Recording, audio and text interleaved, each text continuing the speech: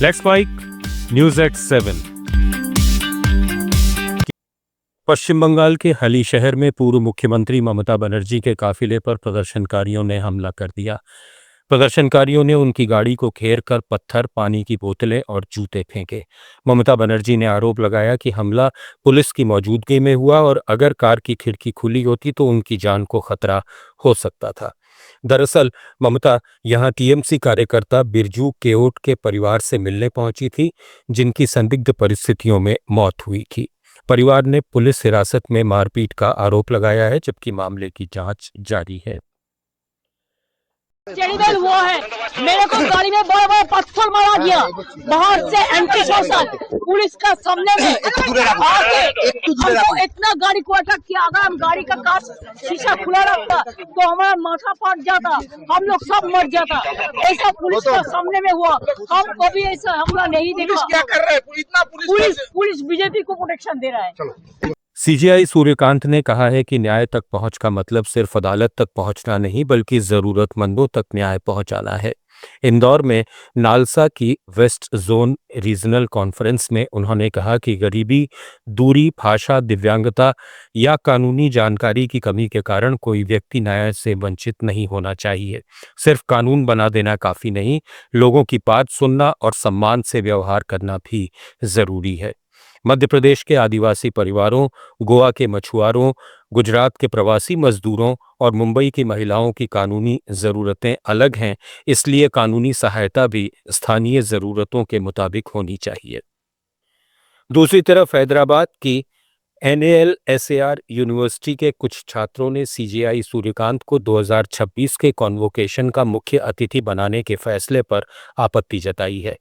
2026 batch के छात्रों ने यूनिवर्सिटी प्रशासन को पत्र लिखकर फैसले पर दोबारा विचार करने की मांग की है। छात्रों ने सीजेआई के युवाओं को लेकर कथित कॉकरोच टिप्पणी और जंतर मंतर प्रदर्शन से जुड़े कथित बयान का हवाला दिया। उनका कहना है कि ऐसे में उन्हें कॉन्वोकेशन में बुलाना अकादमिक और संवैधानिक मूल्यों के अनुरूप नहीं है। हालांकि सीजेआई सूर्यकांत पहले ही कुछ बयानों को तोड़ मरोड़ कर पेश किए जाने की बात कह चुके हैं। कांग्रेस अध्यक्ष मल्लिकार्जुन खड़गे ने FCRA बिल और परिसीमन को लेकर पार्टी का रुख साफ किया है।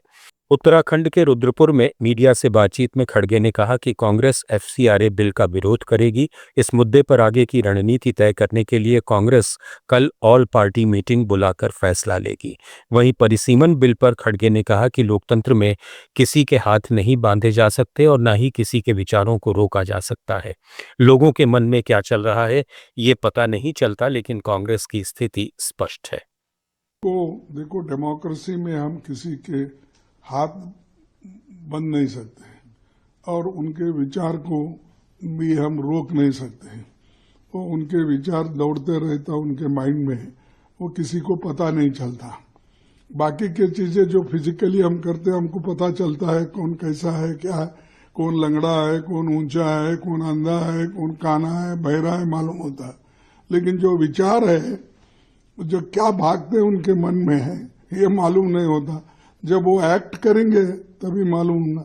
लेकिन हमारी स्थिति स्पष्ट है कि सभी दल के लोग मिलकर जो निर्णय लेंगे उसी के तहत हम चलेंगे। दिल्ली में आरजेडी सांसद मनोज झा ने रोजगार और छात्रों के मुद्दे पर कहा कि जिन लोगों पर इस पीढ़ी के खिलाफ पैलेट गन और लाठियां चलवाने के आरोप हैं, उनसे युवाओं के मुद्दे पर उम्मीद करना मुश्किल है।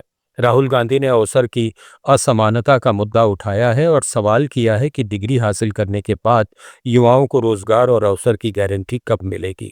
मनोज झा ने प्रधानमंत्री नरेंद्र मोदी के 2014 के चुनावी वादे का जिक्र करते हुए कहा कि हर साल 2 करोड़ नौकरियों का वादा किया गया था।